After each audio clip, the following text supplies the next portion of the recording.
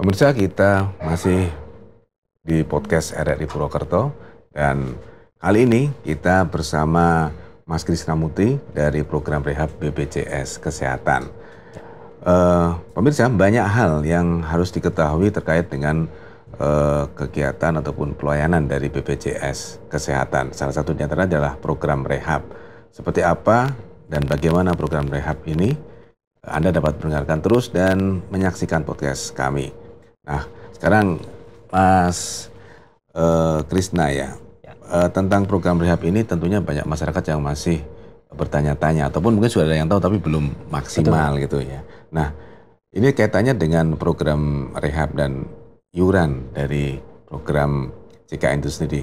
Ada berapa macam sebenarnya Mas untuk iuran yang harus dibayarkan oleh para peserta BPJS Kesehatan melalui program JKN ini? Ya, sebelumnya kita mungkin harus tahu dulu bahwa di program JKN ini itu kan dibagi menjadi dua segmen besar, Pak. Gitu. Jadi ada segmen PBI dan non PBI. Nah, yang PBI ini mungkin tidak menjadi masalah karena ini iurannya dibayarkan oleh pemerintah pusat dalam hal ini. Nah, untuk yang non PBI ini dibagi menjadi dua komponen besar, yaitu PPU dan PBPU. Nah, yang PPU ini mungkin yang seperti Bapak, seperti saya, seperti pekerja swasta, BUMN, BUMD, itu iurannya 5% dari gaji. Jadi tidak ada tunggakan lah intinya gitu nih. Tapi kalau untuk yang PPPU atau peserta mandiri, ini yang iurannya dibayarkan sendiri bergantung pada kelas yang dipilih. Nah, untuk kelas 1 itu di 150.000, kelas 2 di 100.000, dan kelas 3 di 42.000. Nah, ini yang mungkin masyarakat belum tahu bahwa sebenarnya iuran kelas 3 itu yang dibayarkan peserta kan saat ini 35.000, tapi sebetulnya iurannya 42.000, Mas Fajar. Nah, sisanya itu dibayarkan oleh pemerintah pusat dan pemerintah daerah, subsidi namanya. Makanya sekarang sejak Perpres 82 dilanjutkan di Perpres 75 itu tidak lagi kelas 3 tidak dibolehkan untuk naik kelas karena di segmen kelas 3 itu mendapatkan subsidi keringanan seperti itu. Oh, berarti jadi lebih untuk para peserta lebih mudah ya, lebih ringan. Lebih ringan, betul. Karena mungkin ada banyak persepsi yang muncul iurannya mahal. Iurannya mahal naik, tapi jangan khawatir di kelas 3 masih disubsidi. Gitu. Oke. Nah, kemudian untuk pembayaran iuran ini setiap tanggal berapa nih, Mas Krisna? Setiap bulannya, dan misalnya nih ada yang terlupa atau belum sempat membayarkan, apakah mereka akan dikenakan denda seperti itu, Mas? Untuk iuran itu bisa mulai dibayarkan mulai tanggal 1 dengan paling lambat di tanggal 10. Nah, itu ketentuan ininya kita ya, iklannya kita lah gitu. Sampai dengan tanggal 10. Tapi jangan khawatir juga, misalnya kelewat lebih dari tanggal 10 itu juga tidak akan serta-merta kartunya nonaktif, Mas Fajar. Iya. Jadi keaktifan kartu itu dijaga setiap bulan iuran. Jadi misalnya saya, yang penting setiap bulan bayar iuran, itu kartu akan tetap aktif. Gitu. Nah, terus gimana tadi kalau misalnya iurannya terlambat dibayarkan? Nah, kalau terlambat dibayarkan lebih dari 1 bulan, yang pertama konsekuensinya adalah di tanggal 1 bulan depannya. Misalnya ini kan bulan November ya, udah akhir bulan. Saya belum bayar iuran nih. Nanti di tanggal 1 Desember persis, itu kartu saya akan nonaktif, Mas Fajar. Oh gitu? Betul. Nah, lalu ada dendanya enggak? Nah, untuk denda, itu denda atas pokok iuran itu tidak ada. Tapi untuk dendanya itu dikenakan ketika masyarakat atau peserta itu mengakses layanan kesehatan di rumah sakit khusus untuk rawat inap. Ya, jadi kalau rawat jalan, terus di FKTP, di Vaskes pertama, itu tidak akan kena denda. Tapi kalau peserta ini langsung misalnya, kalau mungkin 1 bulan sih mungkin jarang ya, Mas Fajar. Tapi yang kadang udah nunggak berapa tahun gitu, terus melunasi karena mau dipakai, nah kan biasanya langsung pakai di rumah sakit tuh. Nah, itu nanti kena denda layanan dalam jangka waktu 45 hari sejak peserta melunasi tunggakannya. Jadi ada rentang waktunya tuh 45 hari. Tapi dalam rentang 45 hari itu sejak Perpres 59 2024 kemarin itu hanya dikenakan 1 kali saja. Dan besarannya berapa? Besarannya itu 5% dikali jumlah bulan menunggaknya dikali dengan biaya diagnosa yang dikeluarkan oleh BPJS untuk membayari peserta ke rumah sakit. Sebagai contoh ya, Mas Fajar. Misalnya saya nunggak 1 tahun, misalnya saya nunggak 20 bulan misalnya. Nah, di Perpres 59 itu diatur bahwa tunggakan maksimal dikenakan itu cuma 12 bulan. Jadi tidak dikali 20, tapi dikali maksimal 12. Oh, 1 tahun itu berarti ya? Jadi 5% dikali 12, dikali biaya diagnosa saya. Misalnya saya tipes, di rumah sakit kan kena biaya sekitar 5 juta. Nah, berarti 5% kali 12 kali 5 juta. Nah, itu yang harus dibayarkan peserta. Tidak akan lebih besar dari biaya yang dibayarkan oleh BPJS ke rumah sakit. Oh, fasilitas tingkat lanjutnya. Lanjutnya, betul.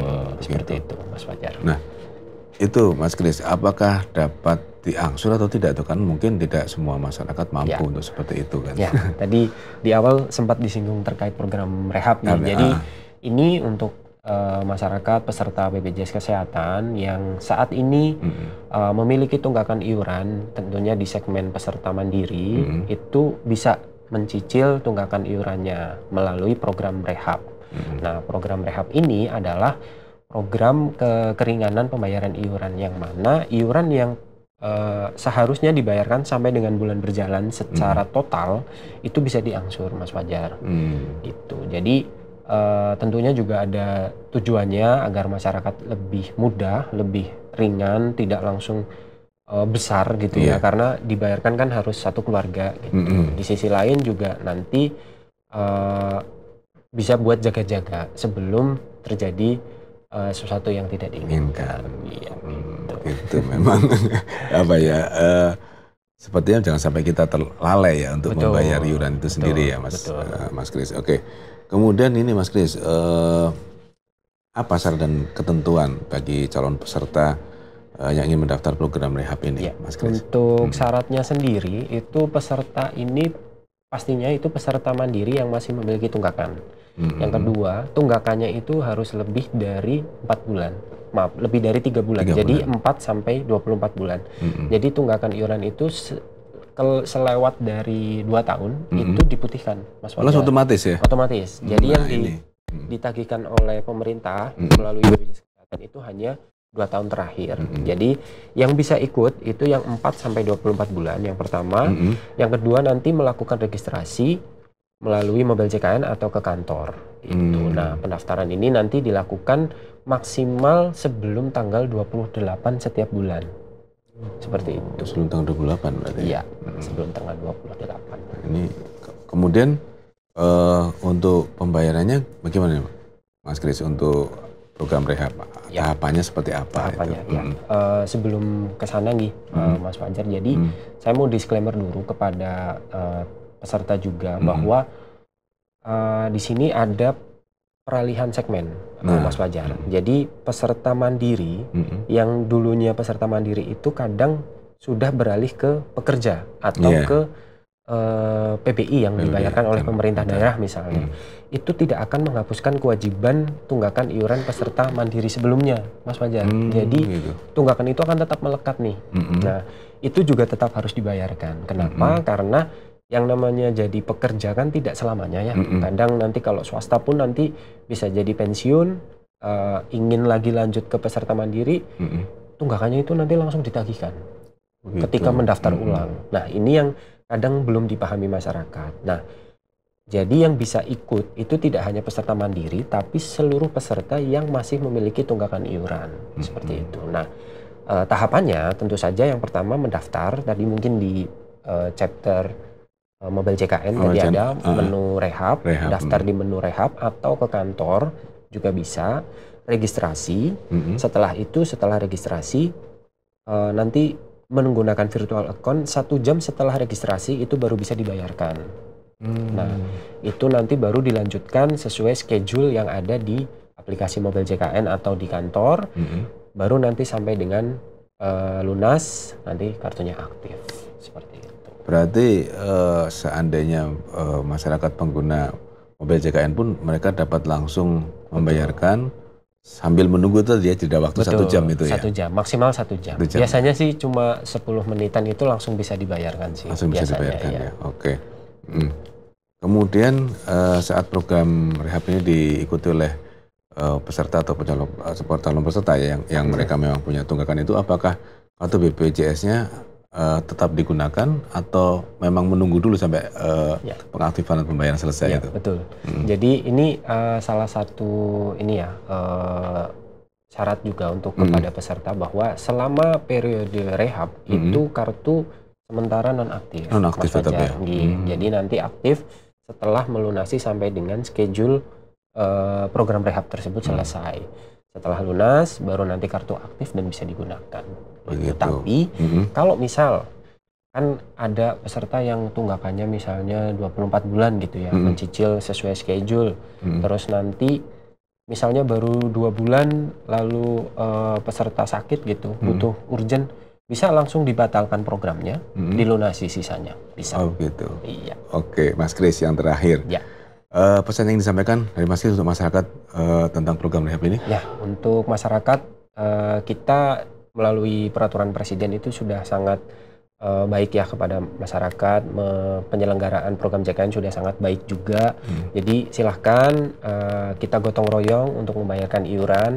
Banyak metodenya, ada auto debit, ada program rehab ini. Jadi silahkan dicoba dan bisa mendaftarkan auto debit di perbankan atau di kanal-kanal e-commerce. Oke. Gitu, Mas Fajar. Terima kasih Mas Kris informasinya dan juga untuk Anda pemirsa podcast RRI Purwokerto, nantikan podcast berikutnya dengan topik-topik yang tidak kalah menarik.